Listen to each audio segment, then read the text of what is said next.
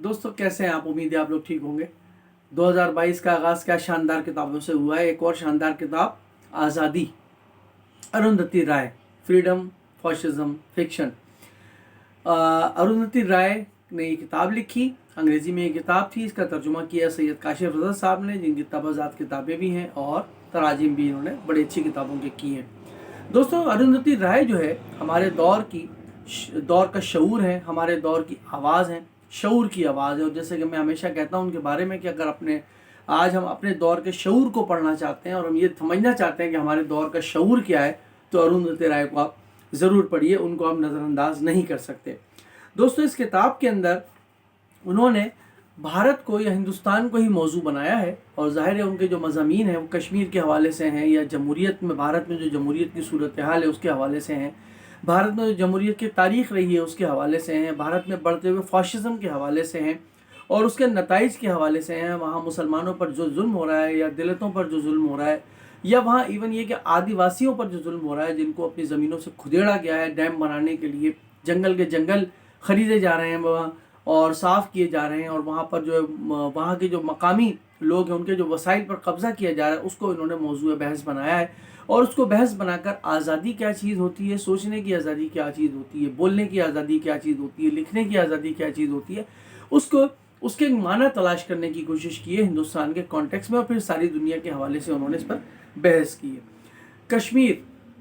कश्मीर एक ऐसा मौजू है जिसको बहुत कम हिंदुस्तानी मुसन्निफ छेड़ते हैं, लेकिन अरुंधति राय ने हमेशा जो है कश्मीर पर बात की और लिखा है। और इस किताब के अंदर भी 2 से 3 मज़ामीन में बड़े बेबाकी के अंदाज में उन्होंने, बहुत ही शानदार अंदाज में, मैं समझता हूँ कि शायद हमारे यहाँ भी कश्मीर के हवाले से इस हवाले से नहीं लिखा गया, या इस तरह नहीं लिखा गया जिस तरीके से इस किताब के अंदर अरुंधति राय ने कश्मीरियों की हिमायत की और कश्मीरियों की सोचने की, बोलने की और आज़ादी की हिमायत की, और उनको इस बात का हक़ देने की हिमायत की है कि वो अपनी मर्ज़ी के हुकूमत चुन सकें। अगर वो चाहें तो आज़ादी हासिल कर सकें, चाहे तो हिंदुस्तान के साथ रह सकें, वो अपनी मर्ज़ी के मुताबिक ज़िंदगी गुजार सकें। और ये बहुत बड़ी ज़रूरत की बात है हिंदुस्तान के अंदर रहकर एक ऐसी मुसन्निफ़ा का कि जो हिंदुस्तानी है।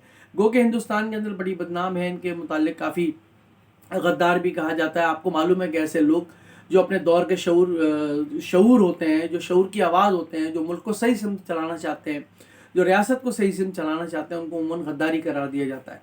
पाकिस्तान हिंदुस्तान के हालात के हवाले से अगर हम देखा जाए तो जो माशरे हमारा है, जिस किस्म का हमारा माशरा है, हमारा या उनका माशरा है, उस माशरे के अंदर ये किताब जो है वो बहुत अहम है। फिर इसके अंदर खूबसूरत एक चीज़ है फ़िक्शन। फ़िक्शन क्या चीज़ होती है, फ़िक्शन अपने अहद से किस तरह जुड़ता है, फ़िक्शन अपने अहद के मसाइल को किस तरह ज़ेर बहस लाता है, उसकी ज़बान कैसी होनी चाहिए, उसके ऑडियंस कौन होनी चाहिए और उसको लिखा कैसे जाना चाहिए, इस पर बड़ी खूबसूरत जो है वो 1-2 मज़ामीन है अरुंधति राय साहिबा के। और वाकई अगर कहा यह जाए कि वो जितना अच्छा नॉन फिक्शन लिखती हैं उतना ही अच्छा फ़िक्शन के हवाले से लिखती हैं, या फ़िक्शन लिखती हैं, तो इसमें कोई दो राय नहीं होगी। और ये बहुत मुश्किल होता है कि कोई फ़िक्शन राइटर जो है वो नॉन फिक्शन भी, हकीकत भी इतनी अच्छी तरीके से लिखे जितनी अच्छी तरीके से उसको फ़िक्शन को लिख रहा है। और ऐसा नहीं है कि इन्होंने जो फ़िक्शन पर बात की है, अपने नावलों पर बात की है, 2 जो नावल हैं इनके, उसके तराजिम भी उर्दू में हो चुके हैं, पाकिस्तान में भी छपे हैं।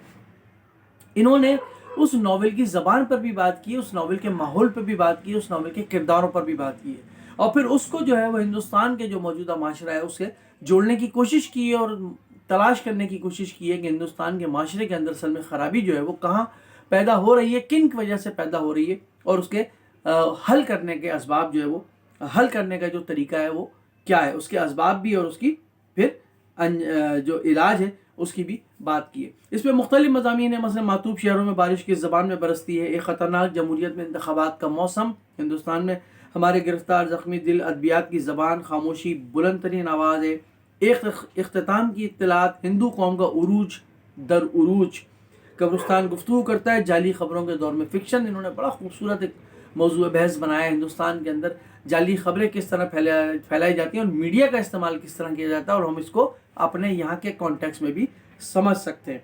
सिस्टम बैठ चुका है, आलमी वबा कोरोना एक नया दरवाज़ा खुलता है।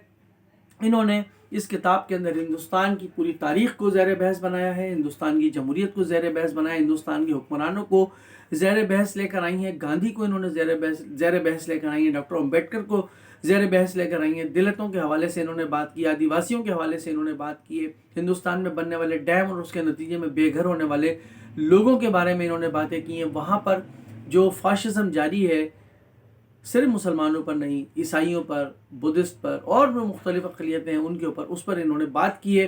انہوں نے وہاں کے جو شہریت کے قوانین میں تبدیلی کی گئی اس پر بات کی ہے. اتنی بات یقیناً بہت بڑی بات ہے کہ اروندھتی رائے جیسی خاتون، اروندھتی رائے جیسی مصنفہ ہندوستان میں زندہ ہے. ہندوستان کا دماغ ابھی زندہ ہے. گو کہ وہاں اس پر قبضہ جو ہے وہ فاشسٹ لوگوں کا ہو چکا ہے. ہم اس کتاب کو اپنے پاکستان کے کانٹیکس میں بھی سمجھ سکتے ہیں. ہمارا ان کا معاشرہ کچھ زیادہ مختلف نہیں ہے. یقیناً ہمارے مسائل الگ ہیں، ان کے مسائل الگ ہیں، لیکن اس کتاب کو پڑھنا پاکستانیوں کے لیے بھی اتنا ہی ضروری ہے جتنا ہندوستانیوں کے لیے ضروری ہے. امید ہے کہ یہ کتاب پڑھی جائے گی، سمجھی جائے گی، اس پر گفتگو کی جائے گی، اور اس میں جو معاشروں کے اندر آزادی کا تصور بیان کیا گیا ہے، یا فریڈم کیا ہوتی ہے اس کو بیان کیا گیا ہے، یا فاشزم کیا ہوتا ہے، کس طرح پھیلتا ہے، کیا اسباب ہوتے ہیں، اس کے نتائج کیا ہوتے ہیں، اور فکشن کو کس طرح لکھا جانا چاہیے. اس کتاب کو پڑھنے کے بعد آپ کو اندازہ ہوگا کہ کتنی شاندار، کتنی جاندار اور کتنی زندہ رہنے والی یہ کتاب ہے. 295 صفحات ہیں، 795 روپے قیمت ہے. فولیو بکس لاہور نے اس کو چھاپا ہے. سید کاشف رضا صاحب کا ترجمہ. امید ہے کہ یہ کتاب آپ ضرور پڑھیں گے. میں ریکمینڈ کروں گا کہ آپ یہ کتاب ضرور پڑھیے.